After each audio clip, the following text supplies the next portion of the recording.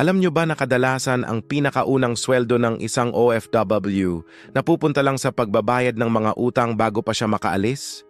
Lalo na kung hindi sagot ng employer ang mga kailangang asikasuhin tulad ng placement fees, medical training, plane ticket, at iba pang mga requirements. Minsan umutang pa sa kamag-anak, minsan sa lending, minsan may tubo pa na sobrang taas. Kaya pagdating sa abroad, akala ng iba, ang saya mo siguro may dolyar ka na. Hindi nila alam, yung unang sweldo, hindi mo man lang nahawakan.